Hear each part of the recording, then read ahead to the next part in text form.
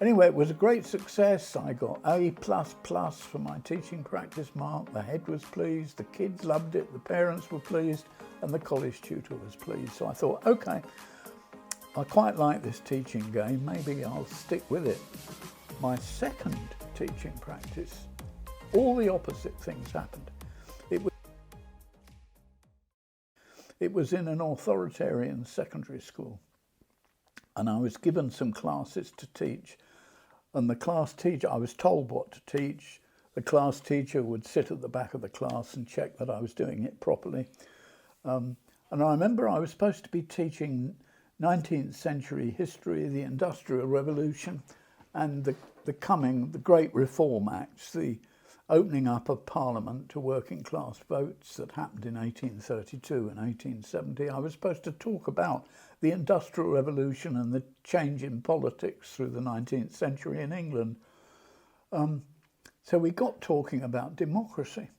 I said, yeah, is this school democratic in any way? No, it isn't. I said, we hate it. Some of the kids said they hated the school, and they particularly hated history. They didn't like this teacher much. So it put me in a difficult spot, because you're not supposed to allow the kids to talk about other teachers, especially when you're on teaching practice. Anyway, word got back to the staff room. And what I did as a technique, we took the 19th century in England, and I said to the kids, are any of you interested in any of this? And one kid said, yeah, my dad's a train driver, I'd like to do something about the history of the railways. And several kids, yes, said, that sounds good. Another kid said, I'm interested in canals. Another kid said, I'm interested in Parliament. Would you believe it? These were 14-year-olds. So I said, here's what we'll do then. Different groups can study different topics in our syllabus. And when you've studied it, you can teach it to the rest of the class, because they'll be more interested in listening to you than listening to me. And they said, okay, let's give it a try. And I remember this kid did a lesson on the railways of Oxfordshire. And it was really interesting. He'd done a lot of homework and he was really interested. Anyway, word got back to the staff room, to the class teacher, that I was letting the kids choose their own topics. And he was very upset by this, and he'd also heard that I was letting the kids criticise the school, which was not very sensible on my part. But anyway, he said, I'm not allowing you to let the kids teach lessons. How do we know that they're learning the correct content? And I thought, well, does it matter? If they make a few mistakes, I'm sitting there, I'll correct them. If they say something that's completely ridiculous, like the first railways were powered by jet engines or something, I would have to correct that, as that steam might have something to do with it. But he said, no, he said, I'm not having it. He said, my kids, they're my classes and they won't be learning anything. They were mostly 14-year-olds. They wouldn't let me teach the exam classes because that was too dangerous. I was allowed to teach mainly 13, 14-year-old Year 9 history classes. Anyway, the teacher came and sat in the back of my lesson. The kids, of course, clammed up.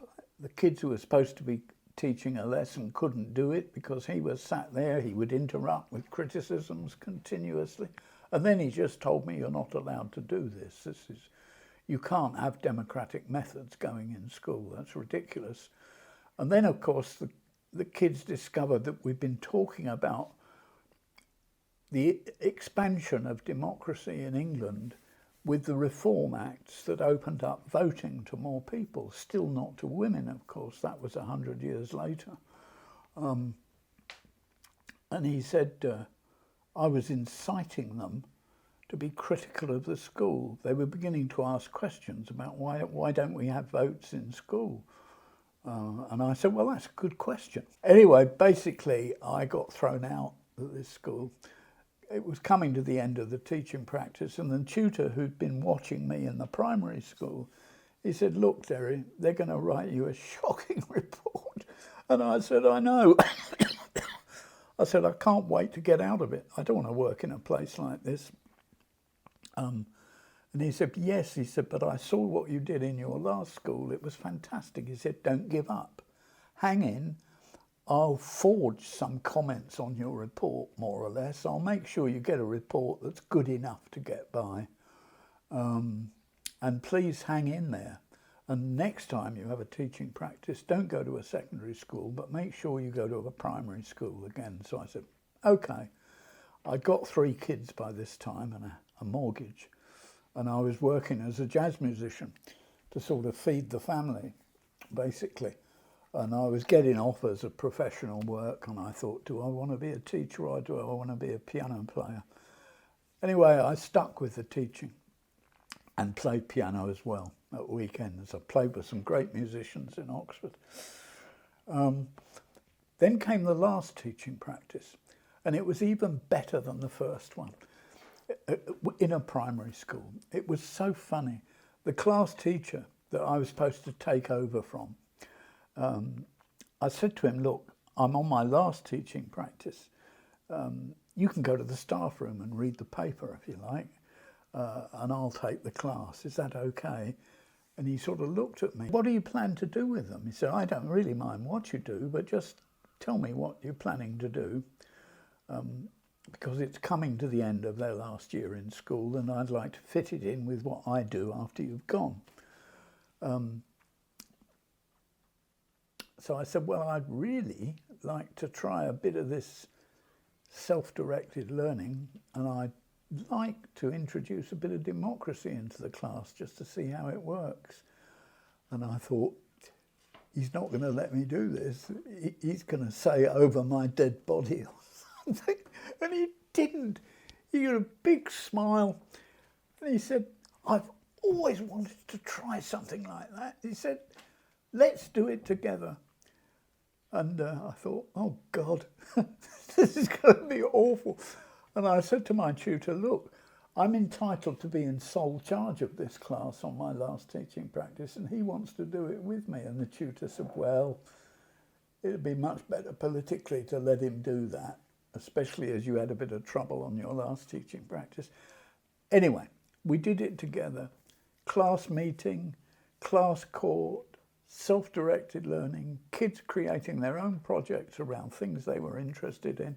I kept a bit of mathematics and a bit of English going to keep the head teacher happy, but basically it was about 80% kids working on projects they were interested in.